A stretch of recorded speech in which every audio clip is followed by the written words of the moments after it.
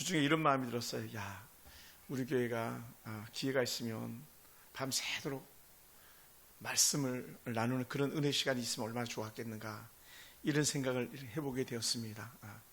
결국은 말씀이 우리를 살리기 때문인 줄 믿습니다. 그래서 사람들은 성령으로 충만할 때에 하나님의 더 큰 은혜를 경험하게 되고 아름답고 귀한 값진 신앙의 간증들이 울려나는 줄 믿습니다. 오늘 저는 열매를 맺지 못하게 하는 세력과 싸우라라는 제목으로 은혜 나누기 원합니다. 열매를 맺지 못하게 하는 세력과 싸워라. 사람들은 누구나 좋은 열매 맺기를 원합니다. 우리의 신앙생활도 마찬가지. 좋은 신앙 열매를 맺으면 얼마나 좋겠습니까? 좋은 신앙 열매가 맺어지면 어떤 역사가 일어날까요? 기도하면 응답이 임하고 하나님의 말씀이 믿어지고 하나님의 말씀을 믿었더니 생각지도 못했던 은혜 복들이 들어오고 또 내 삶에 내 주변에 점점 변화되는 모습이 눈에 띄게 되는 것이죠. 뭐라고요? 좋은 열매가 맺게 되면 그런 역사가 나타난다는 것이죠. 왜 우리는 말씀을 들어 변화되지 않을까? 왜 우리는 기도해도 그렇게 즉시 응답됨이 없을까? 그것을 우리는 오늘 예수님의 말씀을 통해서 한번 살펴보는 그런 귀한 시간이 되기 원합니다. 오늘 예수께서 말씀하시는 이 씨 뿌리는 비유는요, 우리 신앙의 참된 열매가 어떤 것이냐, 말씀을 통해서 말씀을 받는 오늘 우리들의 자세가 어떠해야 되는가를 갖다가 보여주고 있는 귀한 비유의 말씀입니다. 그래서 예수님께서는 듣고도 깨닫지 못하는 이들이 있다, 듣고도 깨닫지 못하는 이들을 향해서 비유로 말씀하고 계시다라고 오늘 성경에 말씀합니다. 그래서 제자들이 깨닫지 못하면 어떻게 돼요? 예수님께서 따라와서 제자들이 묻습니다. 예수님, 도대체 그 얘기가 뭐예요? 그 말씀이 뭐예요? 묻기도 합니다. 왜냐하면 잘 깨닫지 못하는 것이죠. 여러분 생각해 보세요. 예수님과 같이 계셨던 제자들조차도 예수님의 말씀을 잘 깨닫지 못한다면 우리는 더 이상 말할 필요가 없는 거예요. 그러므로 어떻게 돼요? 우리는 말씀을 보고 말씀을 배우고 말씀을 익혀서 그 말씀의 참된 의미를 더 깊이 깨닫고 우리 안에 하나님 놀라 은혜가 충만하게 하는 그런 역사가 일어나길 주님 축원합니다. 할렐루야. 그래서 오늘 아주 간단해요. 씨는 뭐라? 하나님의 말씀이다. 씨는 하나님의 말씀이고 밭은 하나님의 말씀을 받는 사람들의 마음이라는 거예요. 그래서 흔히 이렇게 말하죠. 마음 밭이다 이렇게 말합니다. 마음. 여러분 오늘 하나님의 말씀 문제가 있습니까? 없습니까? 하나님의 말씀 문제가 없습니다. 다른 말로 복음의 씨앗은 절대로 문제가 없습니다. 문제가 없어요. 씨는 완전한 하나님의 말씀이기 때문에 그렇습니다. 문제는 뭡니까? 밭, 곧 말씀을 받는 사람들의 마음인 것이죠. 오늘 여러분의 마음이 좋은 밭이면 말씀을 잘 받아들이게 될 것이고, 마음이 삑다스를 타고 있다면 그 말씀을 잘 받아들이지 못할 거예요. 그래서 오늘 우리의 그 마음밭이 어떠한 밭인지를 돌아보면서 함께 더 귀한 은혜가 우리한테 임하기를 원합니다. 예수님은 아주 간략하고 쌈박하게 네 가지 밭을 가지고 말씀하십니다. 제일 첫 번째 뭐냐? 길가. 이 길가 자체도 그냥 우리가 다니는 이런 길이 아니라 고랑고랑이 있습니다. 농부가 다니는 그런 고랑길이 있습니다. 그 길가를 말하고 있습니다. 길가는 말씀이 들려지지 못하는 첫 번째 방해자인 사단을 우리에게 말해주었습니다. 예수께서 씨가 길가에 떨어졌을 때에 뭐라고요? 곧바로 새들이 와서 그 씨를 먹어버린다는 거예요. 정말 그렇게 돼요. 씨를 막 먹잖아요. 그래서 막 씨를 먹지 못하게 이렇게 막 덮어 씌워놓기도 하고 그러지 않습니까? 새들이 먹어버리면 그 씨는 없어져 버린 거예요. 그래서 예수께서 뭐라고 하셨습니까? 15절에 말씀이 길가에 뿌려졌다는 것은 이들을 가리킴이니, 어떤 사람들? 곧 말씀을 들을 때 사단이 즉시 와서 그들에게 뿌려진 말씀을 빼앗는 것이다라는 거예요. 하나님의 말씀이 떨어지면 얼마나 좋겠습니까? 그런데 말씀 막 부어지고 있는 중인데 물을 받으려면 컵을 똑바로 놔야 되는데 컵을 뒤집어 엎어놓은 것과 같은 사람의 마음인 거예요. 계속 말씀이 떨어지면 아니야 그럴 리 없어 하고 가는 그런 사람들의 마음이 아닐까 생각됩니다. 그래서 예수님께서는 이 말씀을 듣는 그 순간부터 이미 전쟁이 이루어지기 시작했다. 어떤 전쟁? 영적 전쟁. 길가에 뿌려진 씨앗이 새들의 눈에 띄는 순간에 새들이 와서 그걸 먹어버리기 때문에 그것은 어떤 경우도 열매를 맺지 못하는 그런 씨가 되고 말죠. 그 길가는 어떤 땅입니까? 딱딱한 굳어진 땅이는 거예요. 사람이 계속 밟고 다녔기 때문에 말씀이 떨어져도 뿌리를 내리지 못하는 그런 땅, 씨앗이 들어갈 어떤 틈도 없는 그런 땅이라는 거예요. 그래서 그냥 겉에 떨어진 채로 있기 때문에 새들이 와서 낼름낼름 쉽게 먹을 수 있는 것이죠. 예. 이처럼 어떤 사람들의 마음은 세상의 소리, 사람들의 생각에 지배받게 됩니다. 또한 오랜 상처와 그 마음의 완악함 때문에 말씀이 스며들 공간이 없는 거예요. 어떤 경우가 그런 경우가 있을까요? 예를 들어 오래전에 교회 성도들 때문에 시험당한 일이 있었던 비그리스도인들이라면 그들은 말씀을 받아들이기가 쉽지 않은 거예요. 이미 장벽을 쌓고 있는 거죠. 그러니까 우리는 그래서는 안 되는 거죠. 인도에 갔던 간디 수상이 영국에서 공부할 때에 영국 사람들이 간디에게 마음만 열어줬다면 인도는 힌두교 국가가 아니고 기독교 국가가 됐을 거라고 얘기해. 간디에게 마음을 닫고 있었던 거죠. 그리고 간디에게 마음을 닫고 있었던 사람들이 있었기 때문에 인도는 복음에 대해서 닫고 있는 그런 일들이 일어나는 것이죠. 오랜 상처와 완고함 때문에 딱딱해져서 듣지 못하는 그런 사람들, 말씀이 마음에 들어서기도 전에 사단이 와서 그 말씀을 빼앗아버리는 일들, 그런 일들이 있더라는 거예요. 우리 어느 목장도 막 각 교회 나온 사람들이 막 완전히 신출력이 새 가족이었을 때에 작은 목자라고 해가지고 목장을 막 지배하다시피 하고 목장 성도들에게 강요하다시피 하고, 그러다 보니까 목장이 무너진 목장이 바로 엔실링 집사님 목장이었었죠. 그것 때문에 울고불고 난리가 나고 신방은 해결이 안 되고, 이 사탄이 사람들의 마음을 막도록 막아버리는 그런 일들이었던 것이죠. 또 길가에 떨어지는 그런 씨앗을 가진 그런 사람들은 설교 시간에 졸음이 쏟아지니까 설교를 듣지 못하는, 그러니까 설교 시간에 조는 사람들은 문제가 있는 거예요. 물론 너무 피곤하고 좋을 수도 있겠습니다만은 함께 기도해야 될 시간에 기도 못하는 사람들은 문제가 있는 거예요. 함께 찬양하고 영적으로 교제해야 될 시간에 함께 찬양하고 교제 못한다면 그 사람들은 마음이 굳어져 있을지도 몰라요. 그러면서 뭐라고 말합니까? 오만 잡생각이 가득하니까 성경 말씀이 들리지 않고 저것은 하나의 이론에 지나치지 않는 그런 것을 치부해버리고 말죠. 사단이 사람들의 마음에 씨앗이 뿌리를 내리지 못하고 막아버리는 거죠. 그러니 우리가 생각지도 못했던 사이에 슬며시 와가지고 마음을 사로잡는 거예요. 그러니까 설교 안 듣고 막 다리 덜덜덜 떨고 있고 막 그냥 손치고 있고 잡담하고 있고 졸고 있고, 그래서 마음이 길가와 같은 거예요. 들어도 도무지 알아듣지 못하는, 그래서 뿌리를 내리지 못한다는 거죠. 그래서 말씀이 마음에 떨어질 틈도 없이 그들의 마음에는 하나님에 대한 의심과 하나님에 대한 불신과 또 때로는 사람들에 대한 그 분한 마음들 때문에 그 복음을 받아들이지 못하는 그런 일들이 있더라는 것이죠. 그리고 우리는 정신 바짝 차야 될 줄 믿습니다. 하나님의 말씀이 생명의 씨앗을 우리에게 떨어질 때에 하나님 내 심령에 뿌리를 내리게 하시옵소서라고 하는 그런 신령한 고백이 우리가 있기 원합니다. 할렐루야. 그것이 필요해요. 그래서 우리는 늘 마음을 열고 말씀을 전하는 자에게 집중하고 또 하나님 은혜 가운데서 기도로 무장해서 말씀을 받아들인다면 우리 깊은 은혜가 있는 줄 믿습니다. 할렐루야. 그래서 나는 오늘 이 말씀을 붙들고 아버지 앞에서 혼자 쓰임받기 원합니다라고 하는 그런 거룩한 결단이 필요한 것이죠. 얼마나 중요한지 모릅니다. 두 번째 밭은요, 돌밭이에요. 돌짝밭. 환난과 박해가 오잖아요. 그러면 아무리 애를 써도 씨앗이 뿌리를 내지 못합니다.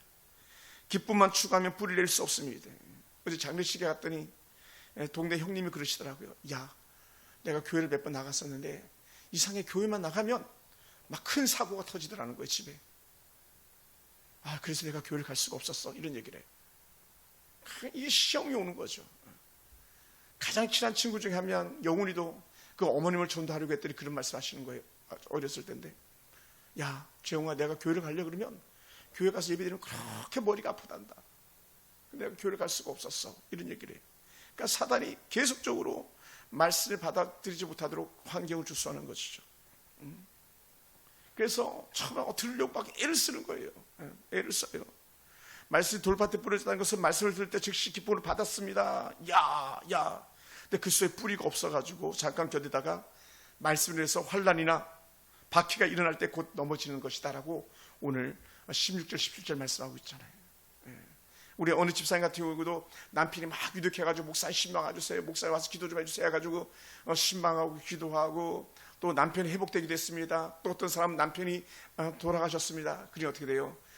그리고 나서는 그걸로 끝. 문제들이 끝나고 나니까 하나님도 끝, 이렇게 돼버리는 사람들도 우리가 경험해보지 않았습니까? 인생 문제가 막 다 기도 응답이 끝나면 다 떠나가는 그런 일들이 있지 않습니까? 가슴 아픈 일이죠. 그러니까 돌밭은요, 겉으로 보기에는 흙이 있는 것처럼 보이지만 그 밑에는 단단한 돌이 숨어 있어서 씨앗이 조금도 자랄 수가 없다는 거예요. 뿌리를 깊이 내릴 수 없기 때문에 햇볕이 강하면 곧 말라버린다는 거예요. 그래서 지난주 토요일 날 왔던 장로님이 그러시더라. 그분은 늘 몽골에 가서 선교하는 장로님이신데, 그래서 장로님이 그러시더라. 몽고가 그렇게 드넓어도 나무가 없는 이유가 있습니다 그러더라고요. 왜 그러냐? 그 푸른 초장 그 밑에는 바로 다 돌덩어리들이에요. 돌덩어리, 바위덩어리. 그러니까 나무가 뿌리를 낼 수가 없다고 그러더라고요. 여러분, 우리가 말씀을 들을 때 즉시 기쁨으로 반응하는 사람들은 아멘 하면서 외치지만, 감격하고 감동하는 사람도 있지만, 그러나 전부가 그렇지 않더라는 거예요. 이 깊은 믿음으로, 또한 뜨거운 인내로, 또한 복음에 대한 순종으로 그 말씀을 받아들이고 애를 쓰지만, 조금만 문제만 비틀어지기만 하면, 조금만 시험거리가 있기만 하면 미친 마귀가 작동해가지고 교회를 떠나는 그런 일들이 있죠. 그래서 성경에서는 청함을 받은 사람은 많은데, 다른 말로 하면 씨앗이 뿌려진 가슴들은 많은데 택함 받은 사람들 많지 않아, 이렇게 얘기하는 것 같아요. 4가지 밭 중에 진정한 밭은 좋은 밭 하나밖에 없거든요. 오늘 저와 여러분은 어떤 밭인지 한번 가만히 적응해 보시기 바랍니다. 여러분, 사람들은 처음에 교회 나올 때 다들 한계가 이름만 가지고 나오는 거예요. 예수 믿으면 모든 게 다 잘 될 줄 알았다는 거예요. 예수 믿으면 다 잘 될 줄 알았다. 오늘날도 우리도 그런 경우가 얼마나 많이 있겠습니까? 근데 꼭 그렇지 않더라는 거예요. 제가 아는 외숙모님 한 분은 할렐루야 기도해서 남편 살려보겠다고 그렇게 할렐루야 기도해서 기도했는데 결국은 우리 외삼촌은 암병으로 거기서 돌아가셨어요. 1992년, 93년 정도인데, 외삼촌이 돌아가시 전날 계속 몸으로 자기 몸을 닦더라는 거예요. 몸으로 계속 스프레이로 몸을 닦고 얼굴 닦고. 왜 그러냐 그랬더니, 이제 나 천국 간다고, 하나님 나 데려가신다고. 그러더니 그 다음날 돌아가셨어요. 원래는 할렐루야 기도원에 가면, 예를 들어서 기도원에 가면 살려고 가는 거 아니에요. 근데 데려가시더라는 거죠. 여러분, 데려가실 수 있습니다. 예수 믿어도 교통사고를 할 수 있습니다.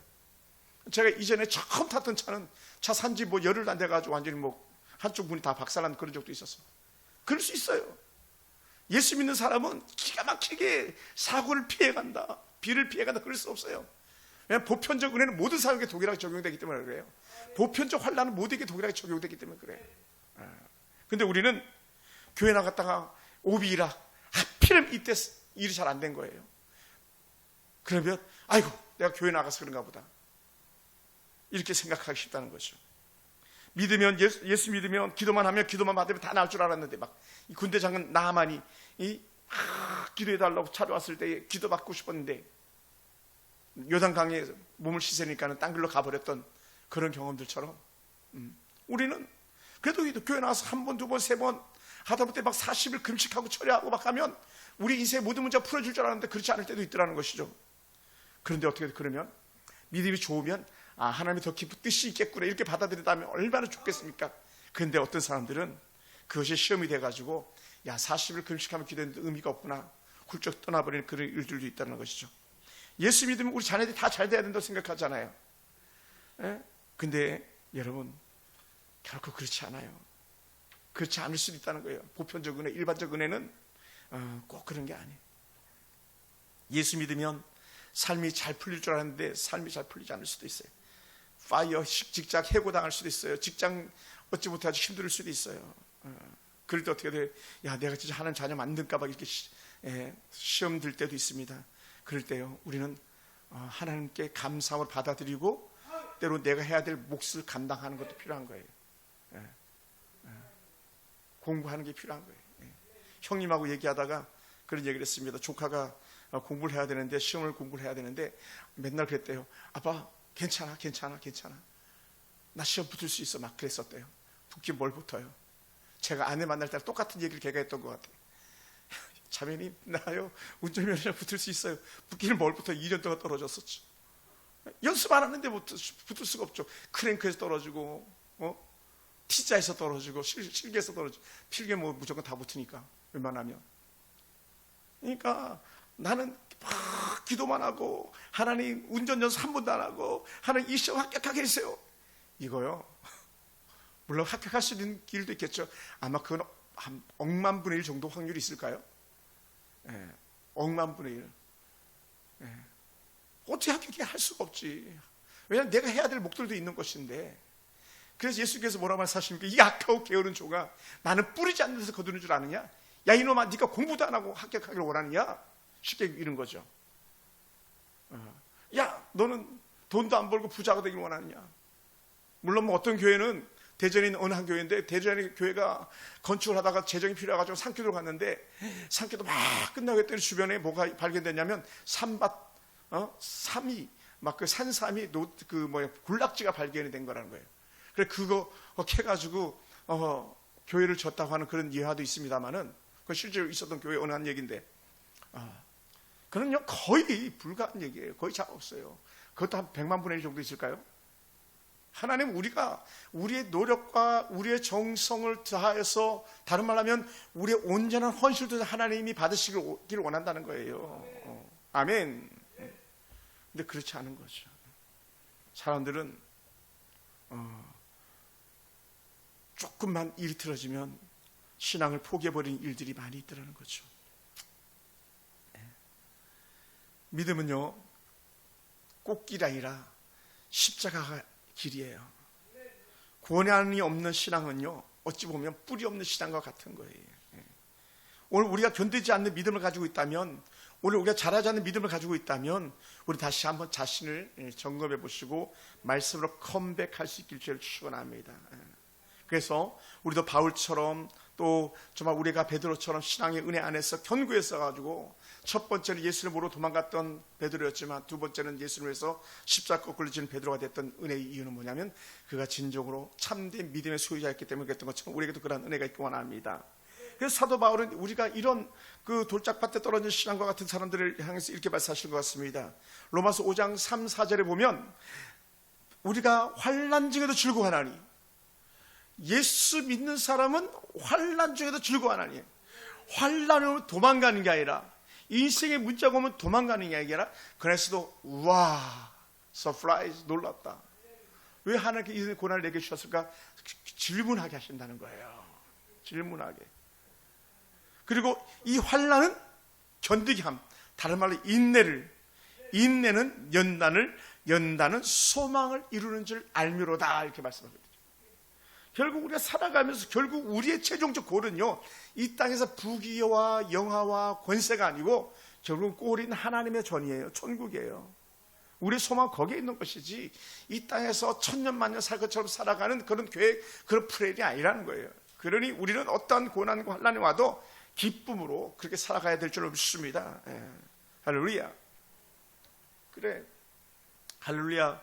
기도원에서 돌아가셨던 외삼촌 부인 외숙모님을 어제 이렇게 잠깐 배웠는데, 지난번 외삼촌 돌아가실 때 오셨는데 제가 기도를 못 해드리게 늘 아쉬움이 있었어요. 근데 생각보다 금방 외숙모님 한 분이 돌아가셔가지고 다시 올라오셨더라고요. 그래서 제가 불러다가 간절히 기도를 해드렸어요. 왜 또 그렇게 했느냐, 작년에 그 아들, 큰아들이 운전하다가 완전히 강가로 꼬라박아가지고 그 자리에서 죽고 말았다는 거예요. 그 외숙모님 보니까 제가 말씀을 나누니까 아멘, 기도해드리니까 아멘 하시더라고요. 여러분, 아멘 하는 성도들의 아들에게도 문제가 생길 수 있다는 거예요. 생길 수 있어요. 그러니까 인생 문제는 누구에게나 생길 수 있는데 누구에게나 생기지 않도록 우리가 하나님께 기도하고 방패 기도하고 우리가 온전히 정신 차리고 근신하게 깨어있고 나가는 거죠. 그게 우리한테 필요한 거예요. 그래서 바울은 우리의 환난, 우리의 고난이 믿음을 망치는 것이 아니라 오히려 믿음을 더욱더 단련시키는 도구로 보았다는 거죠. 결국은 오직 주만 보이도다 이렇게 나가는 거예요. 주만 보이도다. 고난은 하나님의 말씀을 내 안에 더 깊이 뿌리내게 하는 그런 시간들인 것이죠. 오죽했으면 하나님의 소리를 듣는 큰 메가폰 소리다라고 말했겠습니까? 고난이. 여러분, 고난은요 우리의 믿음을 흔드는 그 강력한 바람 같지만 그렇지 않고 우리는 그 바람의 힘을 입어가지고 더욱더 깊이 뿌리를 내리는 그런 시간이 된다는 것이죠. 할렐루야. 그래도 뭐 얼마만큼 정확한 얘기인지 모르겠습니다만 저는 식물학자가 아니어서 말할 수 없겠습니다만은 그 겨울에는 뿌리가 자라지 위로 자라지 않는다잖아요. 그 엄동설 안에 나무 위로 자라는 것을 멈추고 아래로 더 깊이 뿌리 내린다잖아요. 그럴 수밖에 없는 게 광합성 작용을 해야 되는 낙엽이 없어요. 잎사귀가 없으니까 잎사귀가 빨아들여줄 수분들, 습기들을 빨아들일 수 없으니까 뿌리가 더 곳곳에 흩어져가지고 조금이라도 수분을 흡수하려고 하는 것처럼 깊이 뿌리를 내리는데 오늘 우리의 신앙이 그렇다는 거예요. 여러분, 우리가 당하는 고난을 누가 해결해 주겠습니까?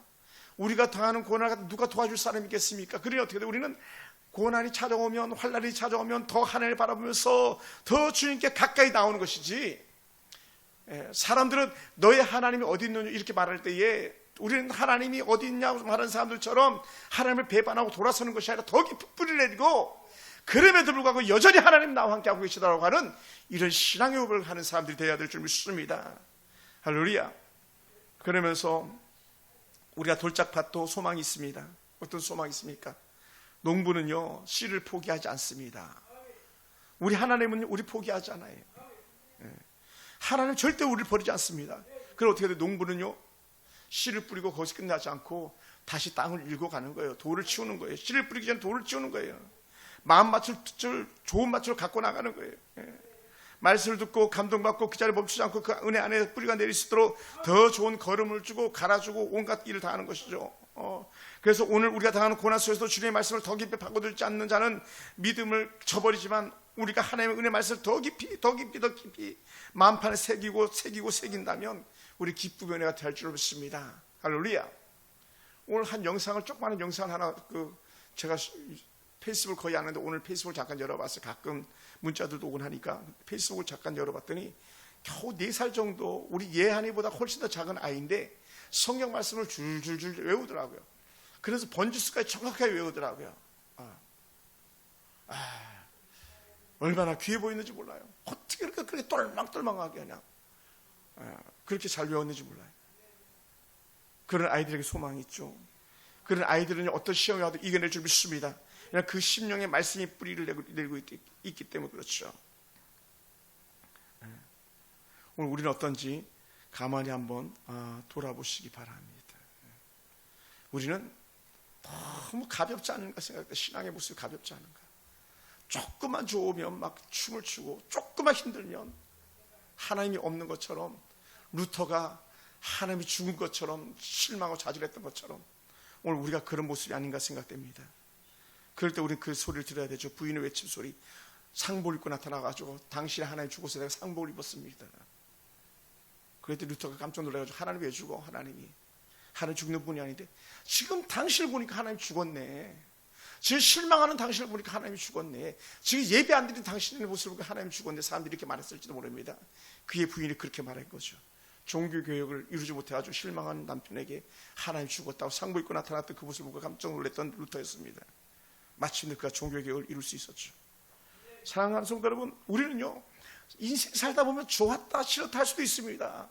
그런데 우리는 항상 좋을 수 없습니다만은 그럼에도 불구하고 하나님의 은혜는 뭐 어떻게 해요? 항상 좋아야 되는 줄 믿습니다. 항상 좋아야, 계속 좋아야 되는 거예요.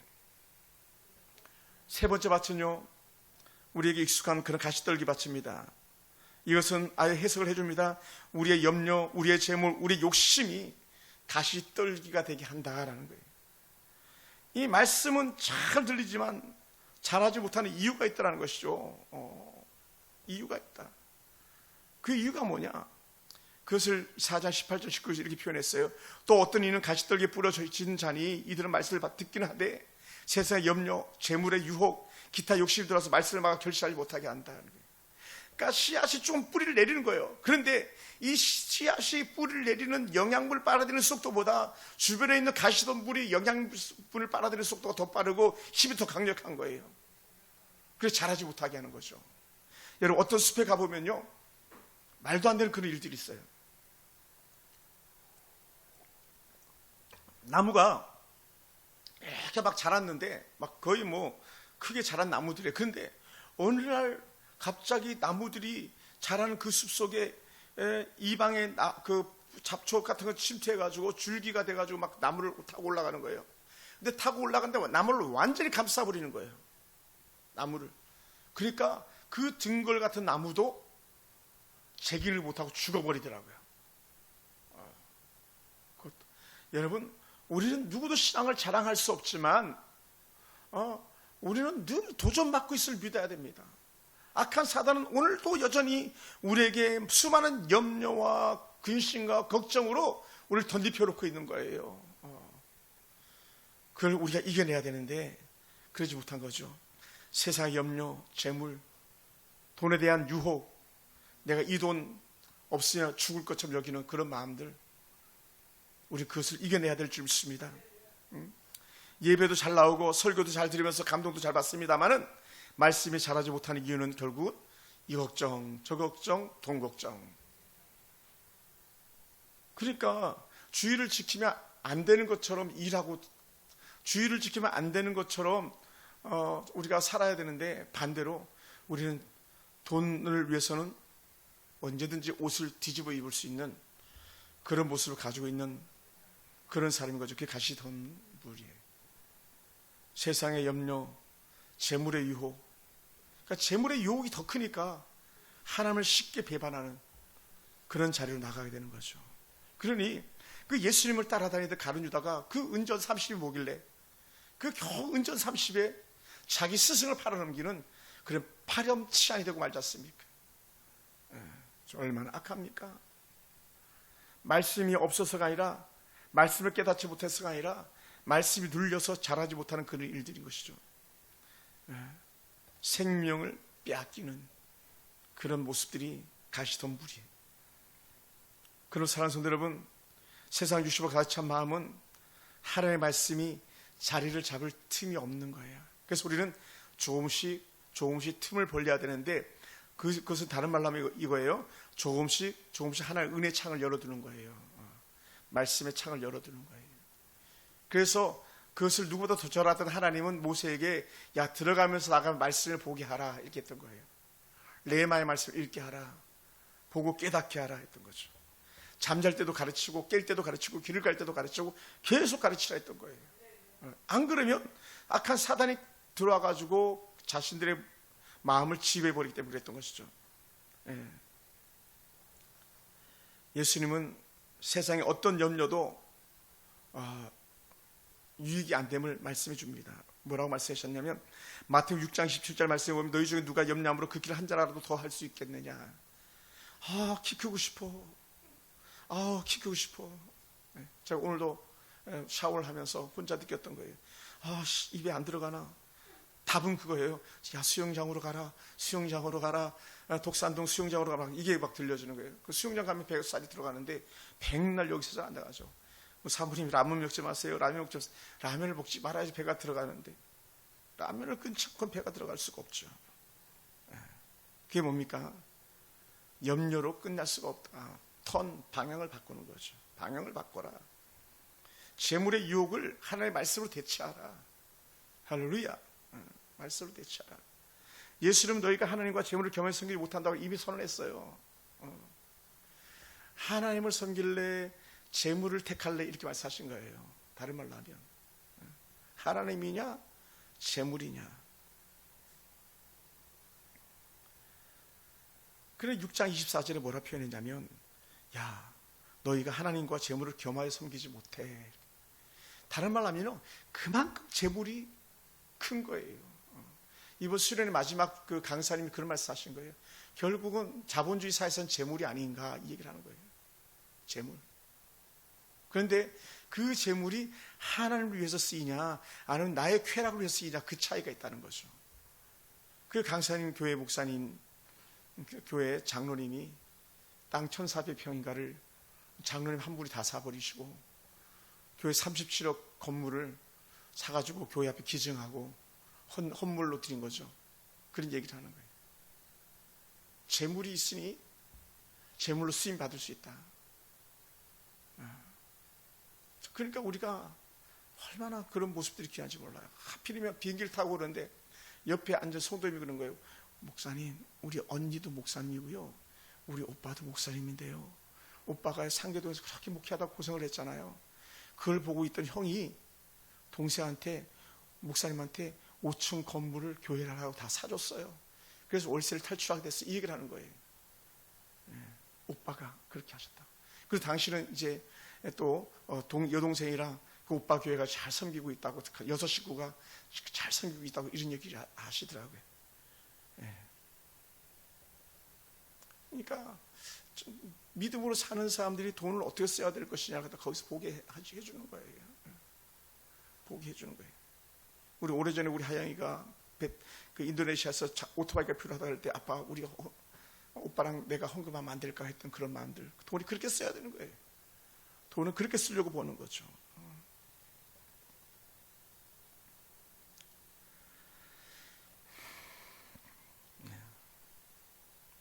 여러분, 욕심은 한이 없어요.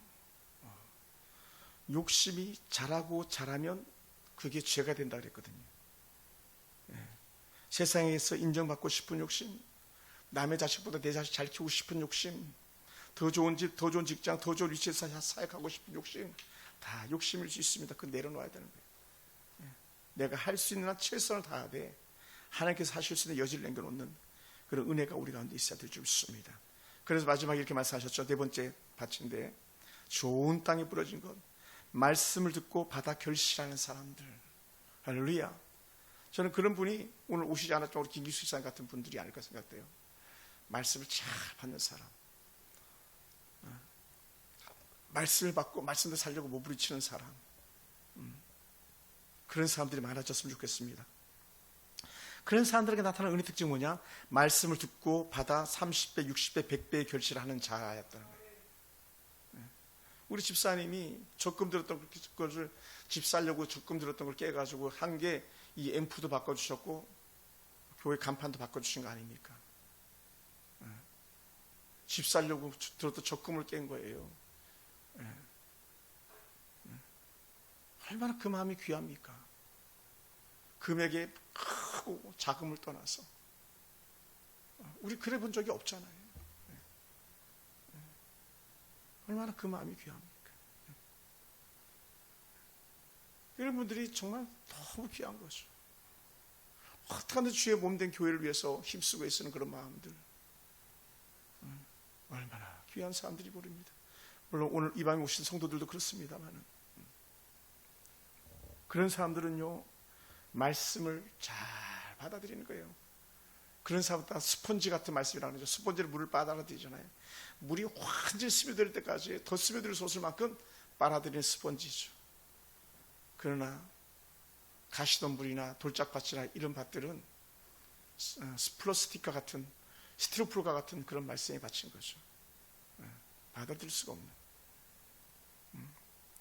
여러분, 저는 우리 교회가 그런 분들이 많아졌으면 좋겠습니다. 말씀이 심령에 뿌려져서 그들의 삶에 놀라운 축복들이 일어나기를 주님으로 축원합니다. 말씀을 아미로 받는 사람들이 점점 늘어나는 그런 은혜가 있기를 주님으로 축원합니다. 그런 땅들은요, 여러분 농사도 가보면 잘 하는 농사가 있어요. 잘하는 농사. 제가 형님하고 어제 저녁에 그 장례식 마치고 오면서 이런 얘기를 두런두런 나누는데 할머니가 2분이라고 그랬잖아요. 큰 할머니는 거의 밭에 잘 안 나가는데 밭에 나가시면 누구도 손댈 것이 없다고 그렇게 깔끔하게 일을 딱 처리해버린다는 거예요. 제가 기억하는 큰 할머니는요, 머리 한 올도 흐트러진 걸 본 적이 없어요. 옷 한 번 흐트러진 걸 본 적이 없어요. 근데 작은 할머니는 그렇지 않았고요. 그래 이제 막 넋두리 한 거예요. 야, 큰할머니가 애를 낳았으면 우리 아버지들이 그러지 않았을 텐데.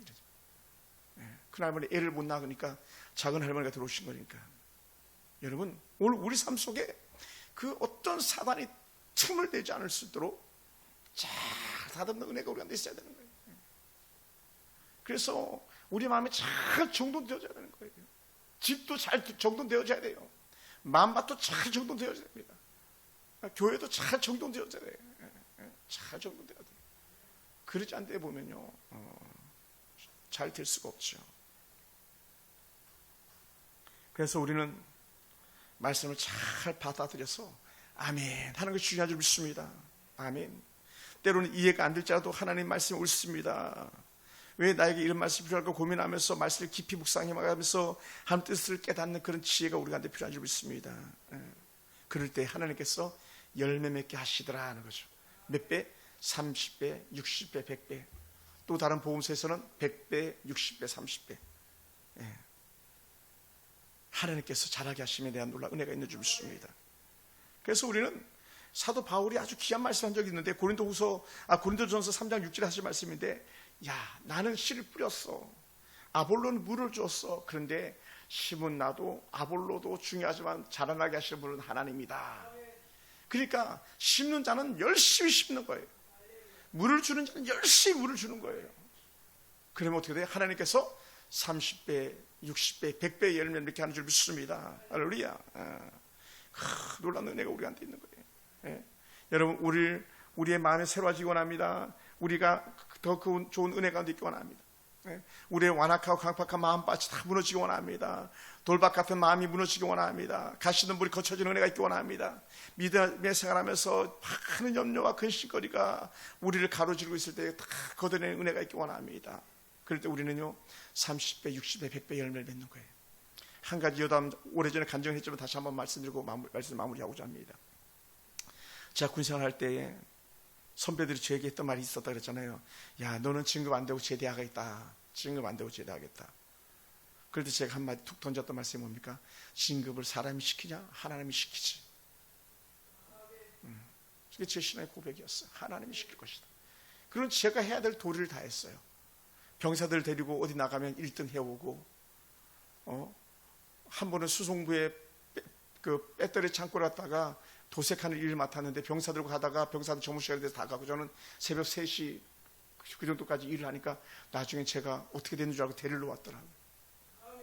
사명을 다 하는 거예요. 다 끝까지 내게 맡은 거. 그랬더니 30분에 28등 했던 사람이 30분에 1등으로 제가 진급하는 그런 일들도 있었지 않습니까? 내가 할 도리 밭을 잘 가꾸고 말씀을 잘 받아들이고 하는 것을 내가 해야 될 몫이고, 결국 그 열매는 하나님께서 우리한테 허락하신 줄 믿습니다. 사랑하는 성도 여러분, 그러므로 오늘 우리가 신앙생활하면서 믿음의 열매를 맺는 그것을 반대하는 세력들이 있습니다. 그들과 우리는 싸워서 이겨야 될 줄 믿습니다. 나라를 반대하는 세력을 갖다가 우리는 주적이라고 말합니다. 오늘 우리는 하나님 나라를 거역하게 만드는 악한 사단과 싸워 이겨야 되는데, 악한 사단과 싸워 이길 수 있는 유일한 길은 오늘 말씀을 비유로 하신 말씀처럼 말씀을 우리가 다져줘야 될 줄 믿습니다. 하나님의 말씀으로 다져지고 하나님 은혜 구하게 나갈 때에 악한 사단이 근접하지 못할 것이고 30배, 60배, 100배의 열매를 맺어서 승리하는 그런 저와 여러분 될 줄 믿습니다. 그래 우리 훗날에 사람들이 우리를 보고 이렇게 말했으면 좋겠습니다. 그 사람은 열매가 많았어 라고 하는. 할렐루야. 그 사람은 열매가 많았어. 풍성한 열매를 거둔 사람이라고 하는 그런 칭찬이 저와 여러분과 있기를 주님으로 축원합니다. 기도하겠습니다.